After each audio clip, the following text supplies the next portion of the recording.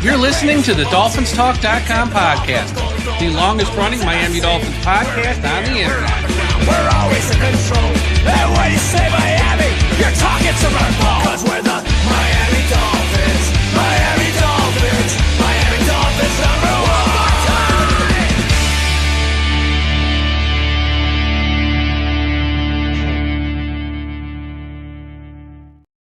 Hello, Miami Dolphins fans, here with another breaking news audio on this Friday, January the 9th. I am your host, Mike Oliva. Miami Dolphins have hired Jon-Eric Sullivan from the Green Bay Packers to be their new general manager. We're going to talk about all that on today's show.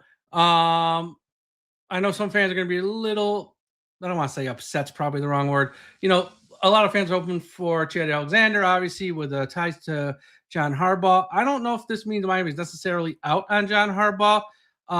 Obviously, if it was Chad Alexander, it probably seemed more of like a slam dunk. But we're going to talk about all of that on today's show. Before we get to any of that, real quick, this show is brought to you by Caneswear. Everyone go to the website, caneswear.com, for the best and most affordable apparel for the Miami Dolphins, as well as the Miami Hurricanes national championship game next week at Hard Rock Stadium, as well as the Panthers, the Heat, the Marlins, and everything else. Caneswear.com, Caneswear.com, Caneswear.com. So, yes, the Dolphins have hired Jon-Eric Sullivan. All the reporters are reporting. The team is yet to confirm it, but every reporter out there has it right now. So, obviously, big story here in South Florida. And I will say this to the Dolphins. Everyone the past few days has been saying, oh, you know, they're just going to hire the guy John Harbaugh wants. And there's been a lot of reports out there that, there's been so many reports out there that saying this is a sham of a process. They're going to hire whoever Harbaugh wants. Harbaugh is going to come here. And there's been a lot of reports out there from the Dolphins through the Miami Herald and Jeff and some of the guys at ESPN like Jeff Darlington saying, we haven't reached out to Harbaugh. Everyone's saying we haven't reached out to it. And maybe they have, maybe they haven't, but they didn't just hire a guy with the hopes of having John Harbaugh. They hired the best man for the job. And and out of the four candidates that are left, I was a big Chad Alexander guy. I've been talking about him for weeks on this podcast for you longtime listeners or people who do listen on a consistent basis, who listen on a consistent basis. But Jon-Eric Sullivan, like it was like 1 and 1A. I mean, they're very, very close in what they bring to the table and such like that. So I am A-okay with this hire here because I think this is the type of hire that the Dolphins have sorely needed. This guy has been with the Packers since 2003. He's been there forever. I mean, good God, since 2003. That's a long time in the same spot. He started off as an intern. Listen to what this guy's done with the Packers. 2003, training camp intern. From 2004 to 2007, he was a football operations department employee. 2008 to 2011, he was a Central Plains region scout. From 2012 to 2015, a Southeast region scout.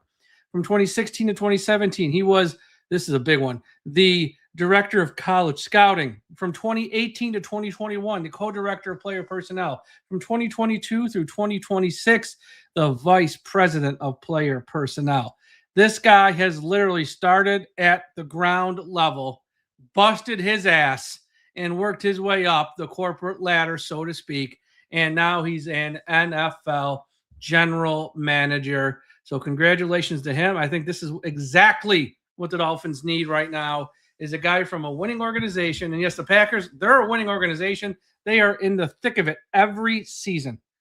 Okay, they're either, winning the NFC North or they're, in second place in the North or in the playoffs damn near every year. And yeah, it's been a little bit since they won a Super Bowl, but at least they're in the conversation. And if you're a fan of the Dolphins, you just want to be in the conversation. Now, he was a guy who interviewed for a bunch of jobs last year. He didn't get them. But Jon-Eric Sullivan last year, I know he interviewed for the Titans job, and I believe he came in second for that job. Actually, last year he interviewed, I think there was 3 or 4 openings last year. He interviewed for all of them. He interviewed for all of them, and he didn't get them, but he did interview for all of them. So, and I know he came in second for the Titans one because I know someone with the Titans, and they they shared that with me. Like, he almost got that job. So he's been primed to be an NFL general manager here, and now he gets his opportunity in Miami. It's not an easy spot he's walking in.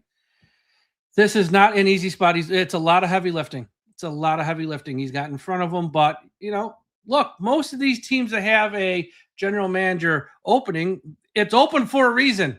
The team is bad. The team stunk. It doesn't have a lot of talent. It's a mess. So there's that. Before I go any further, just a reminder, if you're watching this live on YouTube, smash that like button right now. Smash it, smash it, smash it. Also, make sure you subscribe to the channel. Super chats are open. Leave me a super chat. I'll read it. Got one already here from our friend Eric. It says, Sullivan is already more likable than Greer. Well, that's a pretty low bar to pass. But yes, you're right, Eric. Thank you for the super chat.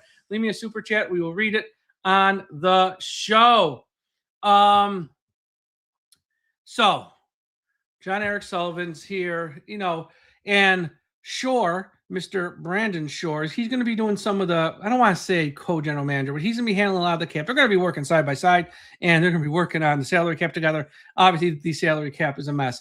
And for Jon-Eric Sullivan, the first thing he has to tackle, obviously, is the head coach. But when it comes to the roster, is what to do with the contract of Tua Tagovailoa.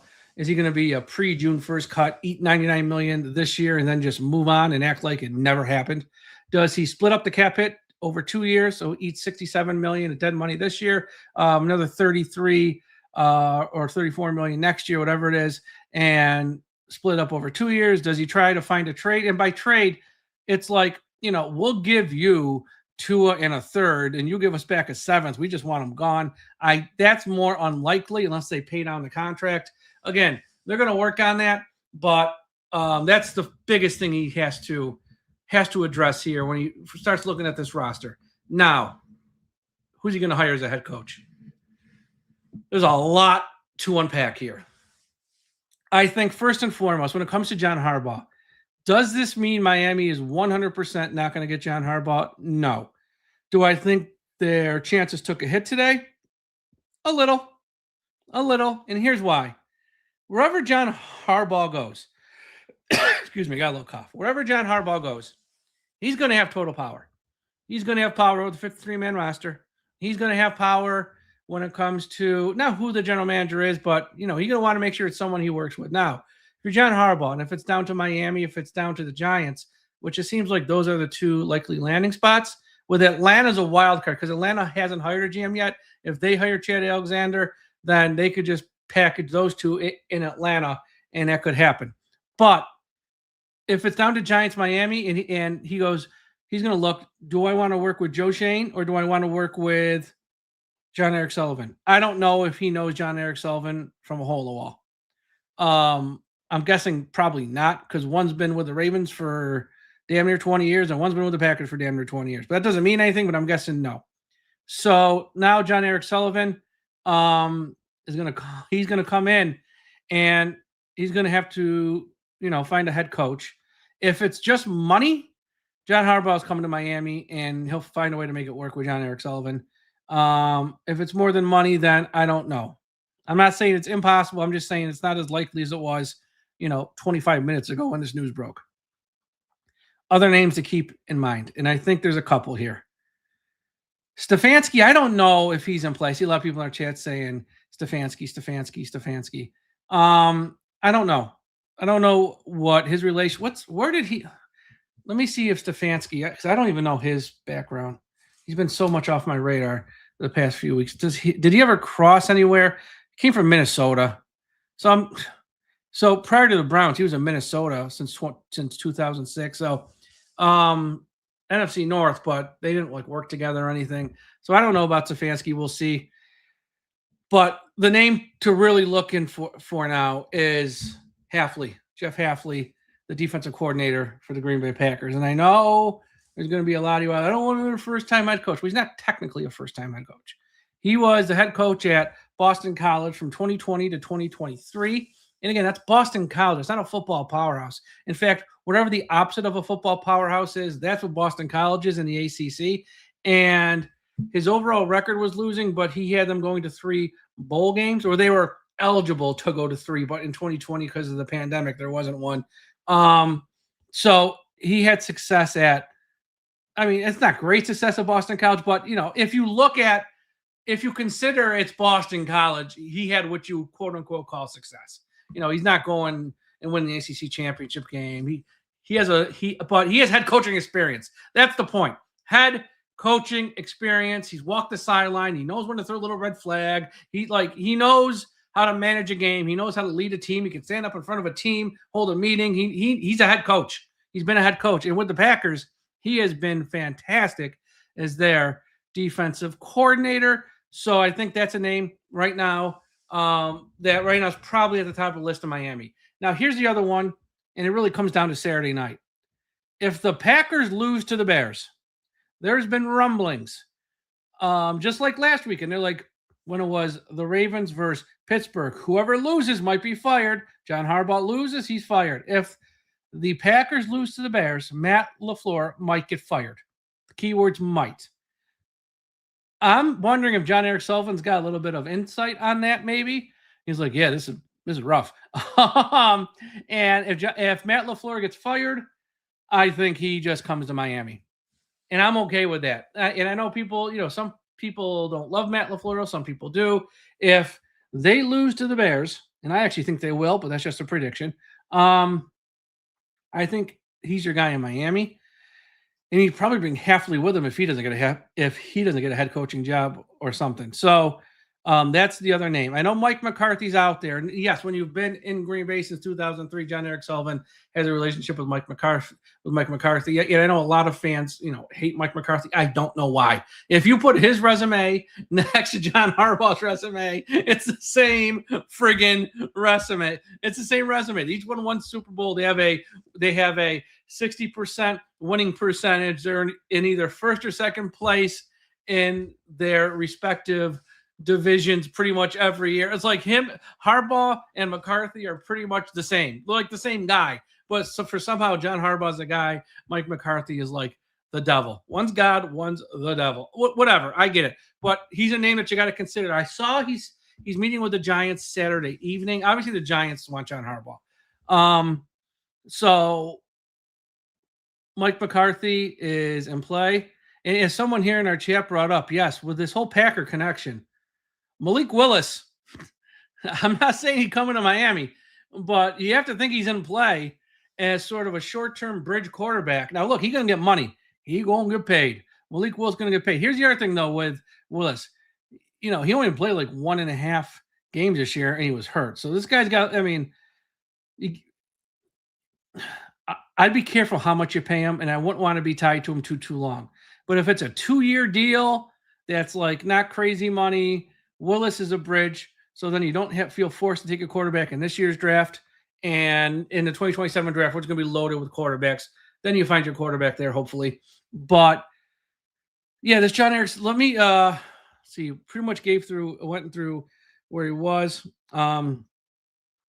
He was a former player too. He went to South Carolina and Gardner-Webb. Wasn't much of a player, but he did play in the day. And in recent years, he's been said to be the right-hand man to the Packers general manager, Brian Gutenhurst.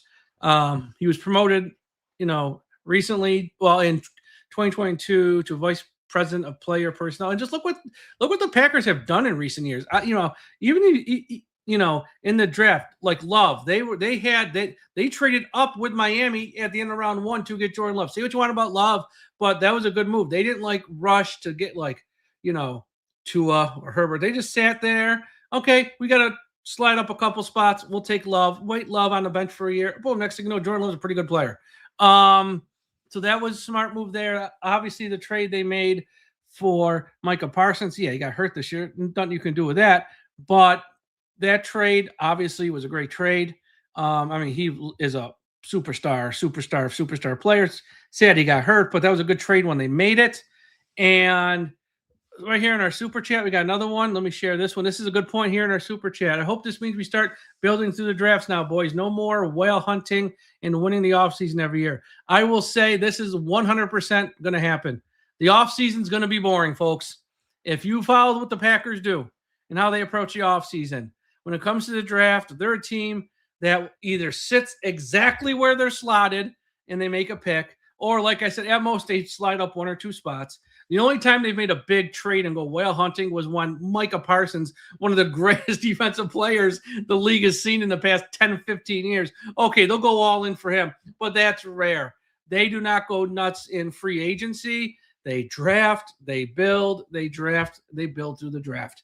And with Miami having 5 top 100 picks, 3 obviously in round 3, expect the Dolphins to probably take 5 guys in the top 100.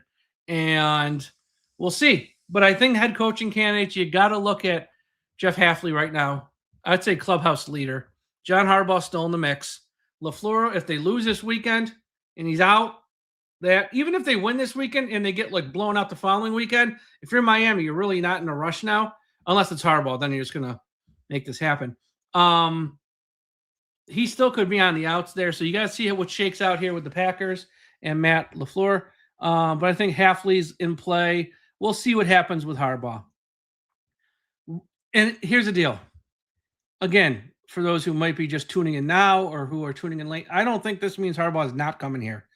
I think it's probably less likely, but I don't think he's not out. Because here's the deal. If Stephen Ross gives him an 8-year, $160 million contract and gives him some control, and Jon-Eric Sullivan's like, you know what? I'll give up a little power. I'm cool with that. Harbaugh's coming here, period. So I'm not saying it's impossible. I'm just saying I don't know if I think the Giants, if you're a fan of the Giants right now, you're very happy. You're like, okay, they didn't hire John Harbaugh's guy, and we're probably back to a 50-50 chance here to get Harbaugh. So I don't think this is the end for Harbaugh by any means. But I do think Miami might be looking at other guys more seriously. And I think Hafley's up there. I think McCarthy's probably in play. And there might be some other names too. Those are just 2 off the top of my head. Again, I wrote it. I've been talking about Jon-Eric Sullivan a little here in my on my articles talking about sorry, got about 5. I got 10,000 things happening at once. I'm sorry, folks. In some of the articles I wrote about possible general manager candidates. So he's been on the radar. Again, he's one of those guys. There's like 4 or 5 guys who like interview. There's not as many general manager openings each year as our head coach openings. Like head coaching right now, we're at what, 8? Most years there's like 5 or 6 or 7. For general manager, there might be like 3. And I think right now it's like us, Atlanta. That might be it actually. So the same guys just interview over and over and over again each year, just sort of waiting for their shot. So when some people hear, oh, he interviewed for 4 last year, but he didn't get it, he must suck. No, it's such a small candidate pool, and it's just there's so few openings. And sometimes some of these guys are offered the job and they say no because they're smart. They're like, oh, you want me, great, but I'm gonna go there. Like if Miami held on to Mike McDaniel, some of these guys might have been like, thanks, like, okay, we want you to be our general manager. They'll be like, yeah, thanks for the offer, but I'm not going to have them forced on me. I'll wait. Because they know as a GM, you get 1 shot. And you better pick the right place for your 1 shot. Because if you fail, the odds are you're not going to be a GM again. Chris Greer is not going to be a general manager again. Jeff Ireland has never been a general manager again. So it's like you get 1 shot at this. So you better make sure it's the right spot, because if you flame out, you're done. So yeah, I think this is a good hire, and I think again, going to be a boring look. This offseason was going to be real boring anyways. They have no money because they're going to have to cut Hill, going to have to cut Chubb, they're going to have to cut Tua. I would guess Waller's not coming back now because with no Mike McDaniel and in place in like a new philosophy, and clearly we're going to go to a youth movement here. I think Waller probably he's done as well.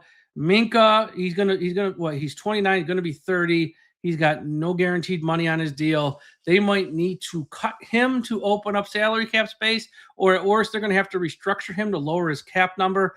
I don't know if he wants to be here. I don't know if he wants to go through a long rebuild.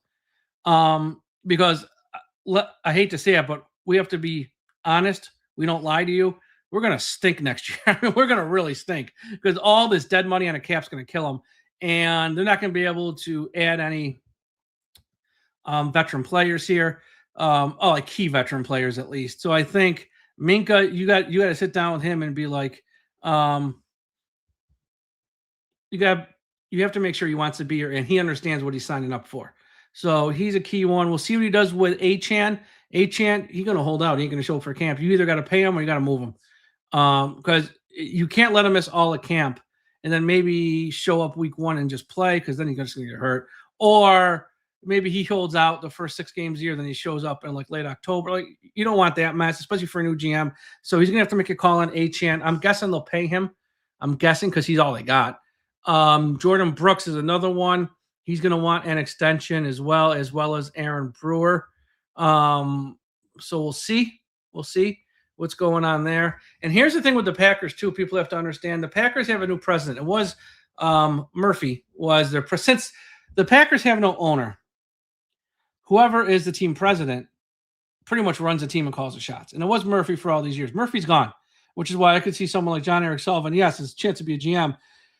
But like I don't, because the new guy is Carmen Policy's son. I forget his first name, but Carmen Policy, longtime exec with San Francisco and Cleveland, all that stuff. His son now runs the Packers.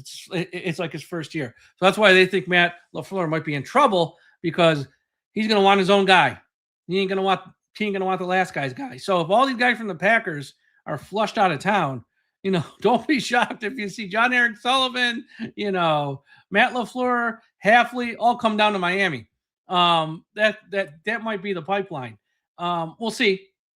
But that might be our reality here, where we just, raid the Packers. If Carmen Policy's son, who now runs the Packers, just sort of wants his own guys. And we have right here someone, and once again, super chat. Thank you again, Finn's Miami. Packers sound like they want Stefanski. Does this sound like if LaFleur gets fired, we would gun for him? And if so, what's your opinion? Thanks, Mike. Yeah, kind of what I've been saying. If the Packers fire Matt LaFleur, look, first off, Harbaugh's won. If Harbaugh wants this job, Ross, because he knows the family, he knows Jim, he is close with the family. If Harbaugh wants the job, it's Harbaugh's job. Period. Over. No conversation. But if Harbaugh goes to the Giants or goes, you guys didn't hire Chad Alexander, I was hoping for that, and starts looking elsewhere, and he goes elsewhere, and Ross can't land him, then yes, we're looking at Packers guys. We're looking at all the Packers guys. And we might bring in even their offensive coordinator, I think, might be up for a couple of jobs. Who's their offensive? I used to know. God, getting old because I had the guy's name. Adam Stenovich. I think he's up for a few jobs as well. So, yeah, I think a lot of these Packers guys, not all of them, because if they hold on to Matt LaFleur, then all the guys on the staff are going to stay, except for unless you wanted Jeff Halfley, then you can hire him as the head coach, obviously, because it's a promotion job. It's not a lateral move. So that's worth keeping an eye on. But this is a good hire. Again, once they fired McDaniel, you knew Champ Kelly was done. Champ, see you later. We ain't hiring you. Goodbye. You're only here if they're going to keep you and Mike and see how it goes in the year. Then you'll both be fired next year. And I'm just taking a guess. When they met with some impressive people. Jon-Eric Sullivan's an impressive guy. Chad Alexander, from people I have talked to who actually, kind of like run in those circles, they tell me when he walks in the room and talks, you stand at attention. He is an impressive dude. Chad Alexander, impressive dude. Jon-Eric Sullivan, impressive dude. Even the guy from San Fran, he's been there for like 14 years or something. Impressive dude. Joshua Williams. So I'm guessing they spoke to all these guys, and they all pretty much probably, as well as the guys who were part of the first 6 who they didn't make the cut to the Final Four. They probably all told them very similar things.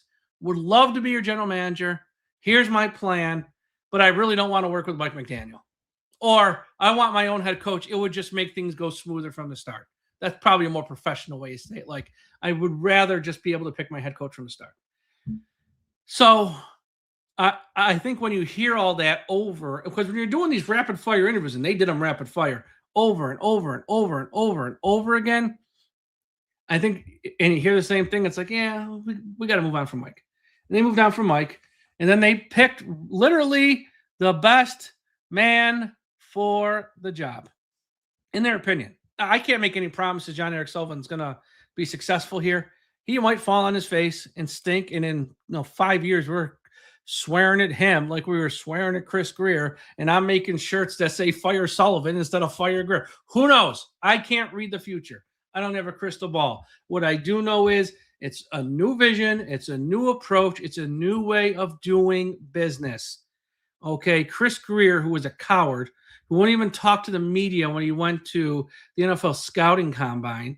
Oh, the one GM who won't talk to the media. Then people would defend him. Well, he talks to the local media on the site. I don't even think he did that this year. The man's a coward. He won't stand up there and answer questions about his actions. So he gone. We got a grown-ass man now. He ain't got a little boy hiding from his parents. And then from a head coach perspective, we ain't got romper room. Or this guy's out there cracking jokes, more worried about his sneakers and his pants and his sunglasses, and everything's a goddamn joke to him. We're losing. He's cracking jokes. Nobody laughing.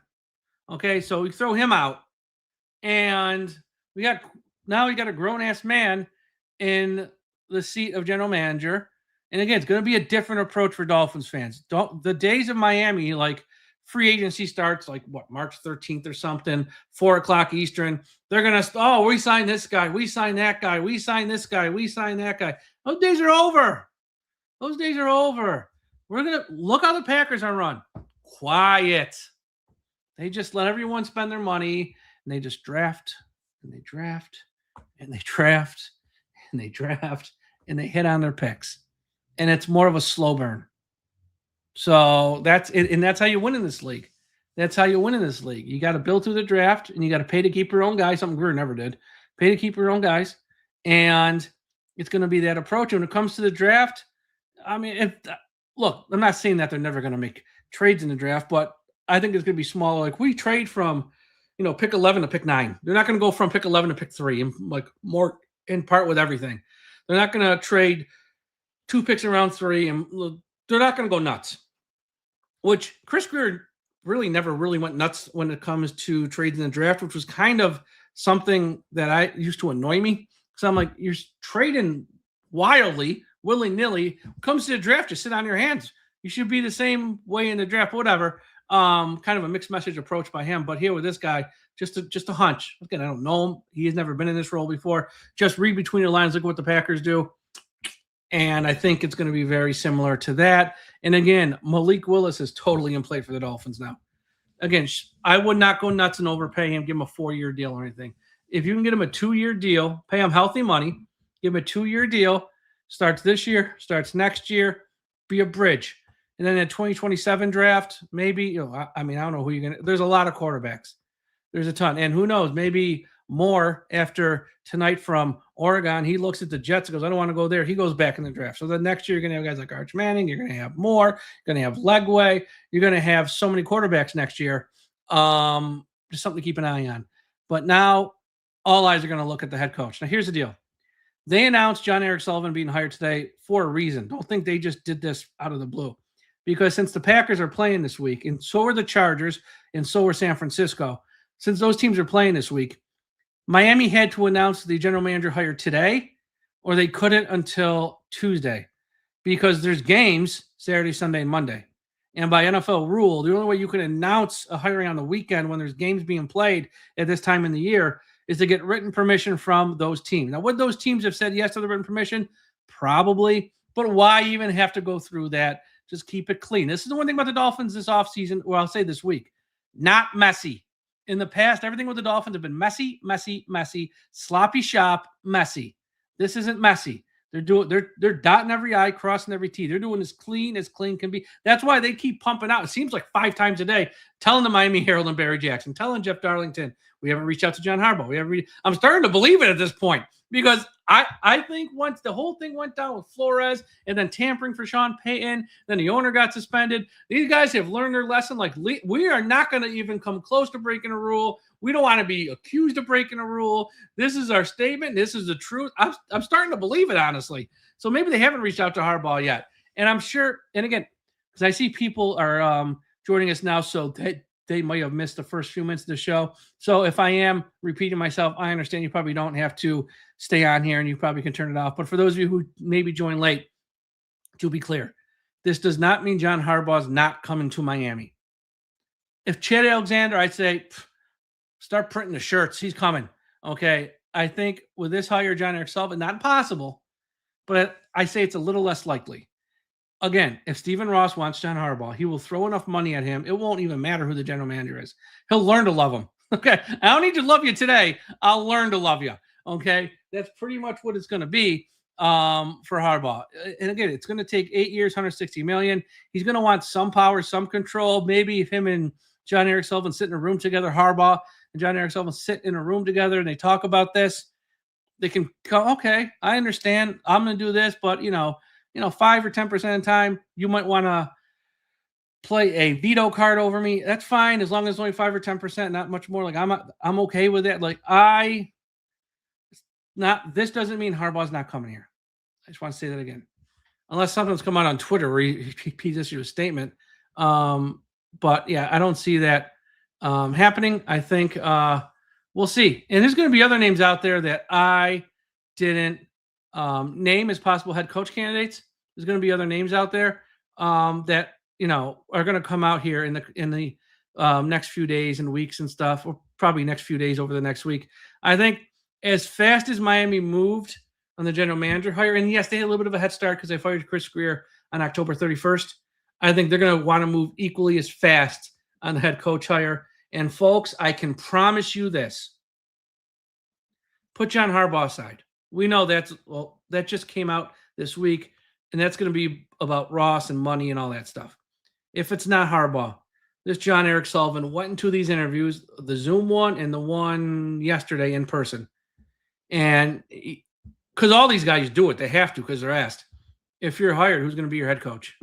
And I guarantee you he gave them at least 2 to 3 names. If you hire me, the 2 to 3 names on top of my list are A, B, and C, whoever those guys are. So now that he's got the job, here's what he's going to do. He's going to start making phone calls today. Ross will take care of the Harbaugh, all the stuff with Harbaugh. He's going to call probably Halfley or whoever else is on his list. He might have guys I don't even know of and be like, look, I'm the new GM in Miami. We got to have a coach. You interested? Well, he's probably already told them, look, if I get a job as a GM, you want to be my head coach? They probably said yes. So now it's like, when can you be here? And with it, look, if it's someone from the Packers, you have to see if they lose. If they win, then there's only like 1 or 2 days next week where you can meet with someone there, I think is the rule, but the rule's kind of weird. So if it's someone on a team who's active, you got to be careful there. But yeah, he knows. I guarantee right now in Miami Gardens, they got a piece of paper with 4 names on it. One of those 4 names will be the Miami Dolphins head coach. Harbaugh's one of the names.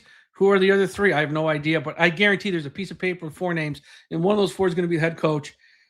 And once they start to announce interviews, which probably won't happen until Tuesday, although Harbaugh might come sooner because he's already out of work.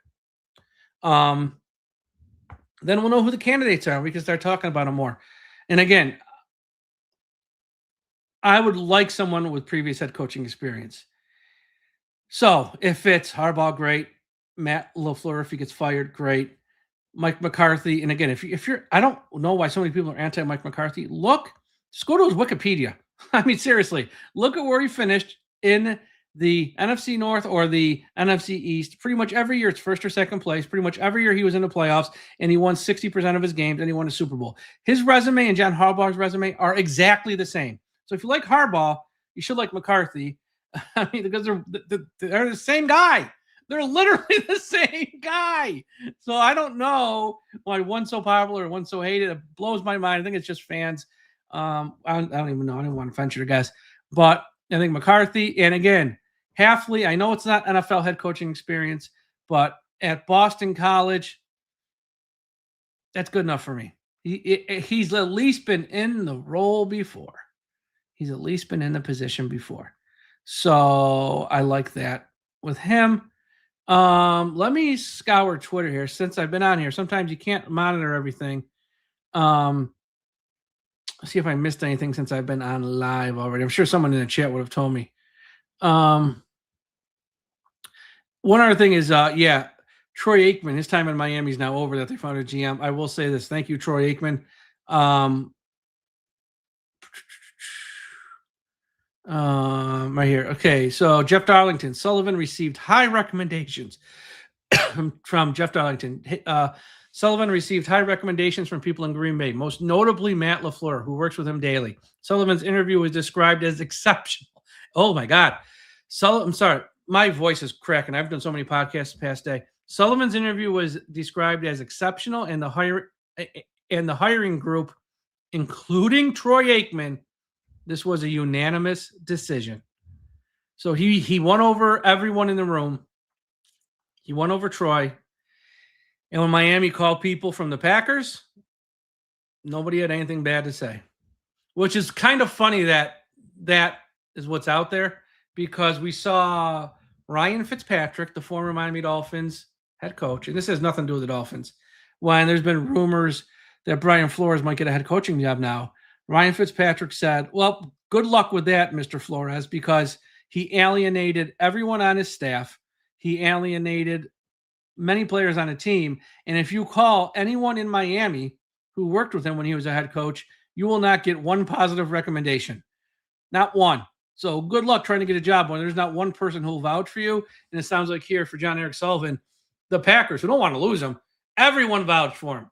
So, and again, for Jeff to put out there what he said about Matt LaFleur, go Bears. I want the Bears to win, because just like I was rooting for Pittsburgh because I was hoping Harbaugh get fired, now I'm rooting for the Bears because I'm hoping Matt LaFleur gets fired. So now we have a 1 and 1A. We'll get one of the two, and I'll be a happy man. People were on this chat yesterday when Mike McDaniel got fired. They go, Mike, we haven't seen you smile in weeks or months. You're damn right. I'm smiling now, and I'll be smiling more if the Packers lose this weekend and they fire Matt LaFleur, and we can have Harbaugh or LaFleur. Win-win for me. So this would be, so we'll see. And I'm glad they got this out of the way early on Friday. Not going to, because I did 2 podcasts yesterday. Josh and Aaron the Brain did a podcast at night, and now I can just do this one today. And it's just from a personal standpoint, I'm tired of doing all these podcasts. But no, this was it's a good day for the Dolphins. Again, we'll see if this works out. Again, you never really know. But if they would have hired like Champ Kelly, I think all of us would be like, really, Champ? I mean, here's the thing with Champ. He was brought here by Chris Greer. I don't want no remnants of Chris Greer staying around here. They all got to go. And then you got the guy for San Francisco, which would have been fine, but I think he was, once again, kind of made the cut because they met with all those guys in San Francisco, like 3 or 4 guys. And it's like, well, if you're keeping Mike, that kind of makes sense. If you're not keeping Mike, not that he'd be a bad hire, because he's, once again, highly respected. He almost got the Jacksonville job last year. He's really good, that Josh Williams. But it's like, we just took a guy from San Francisco, didn't work out. Let's maybe like not go back to San Francisco. Let's not go Champ. And it was Chad Alexander, Jon-Eric Sullivan. And all the reporting that's come out saying Miami, and here's the thing with Chad Alexander, here's what you got to remember too. Miami, on their team website, what day was it? Monday, released the 6 guys they're talking to. Zoom interviews this week. Perfect. Okay, no big deal. Then the Harbaugh news breaks. Oh, FYI, we got the 7th guy. Sorry, Chad Alexander. And FYI, he's not doing the Zoom. He cut the line. So out of the 6, 4 are going to meet with us in person. And Chad Alexander, who didn't have to do the Zoom, he just cut the line.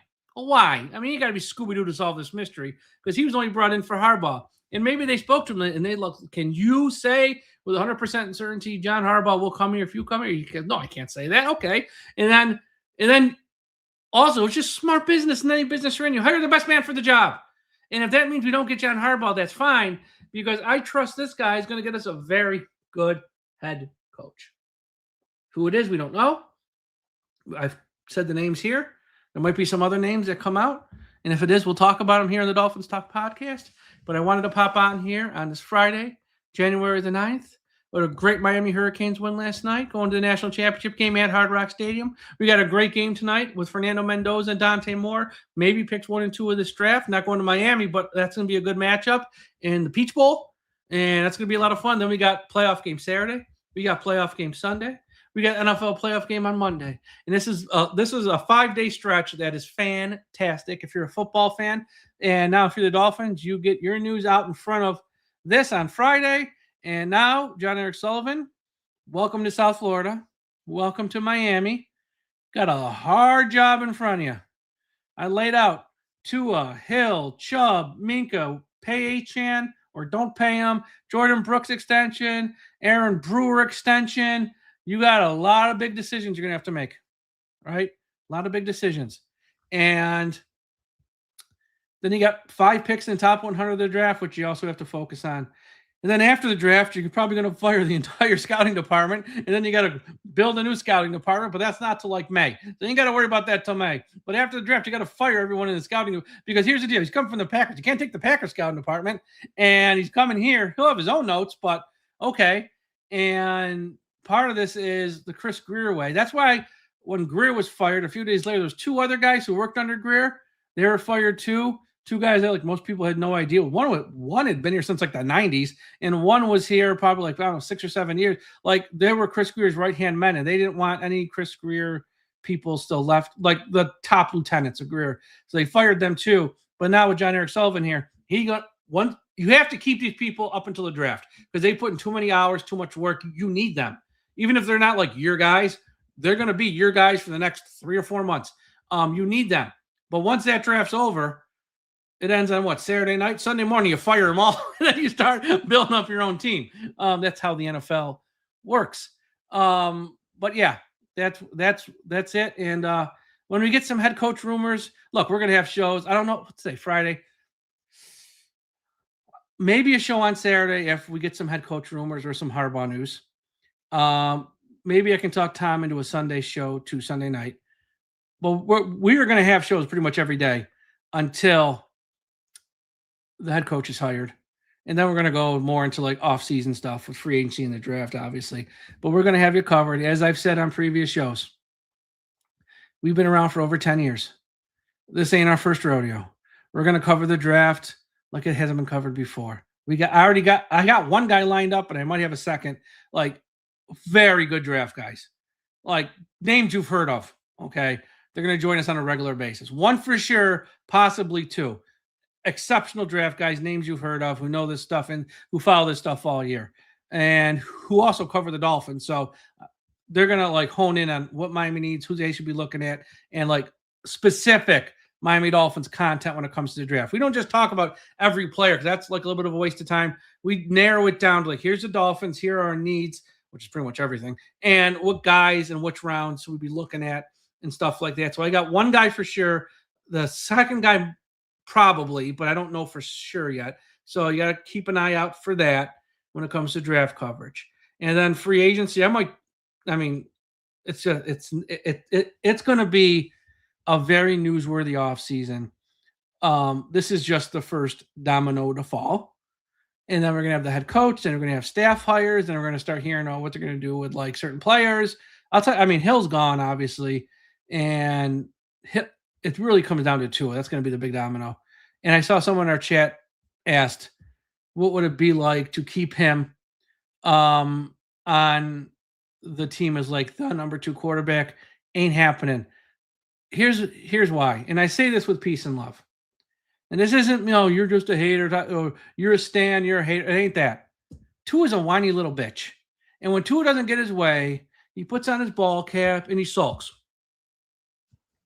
And nobody wants the black cloud sulking. Guy's making $50 million. No one wants that around every day. Okay, it's depressing. If he walked around with a smile, you could talk him into it. He don't. He says dumb stuff at press conferences where he throws people under the bus and he sulks. I didn't get my way. He gone. I don't know how they're going to do it, but he gone. Cut pre-June 1st, post-June 1st. Trade. If you can find, if Jon-Eric Sullivan can find someone to trade for Tua, even if Miami has to pay half of the contract, build him a statue, put it outside Hard Rock Stadium at Gate A. Gate A. If that happens, good Lord, I don't think it's going to happen, but yeah. So it's going to be a busy offseason. DolphinsTalk.com is going to have you covered. I am working on a couple big things. Big. Announcements might be coming soon.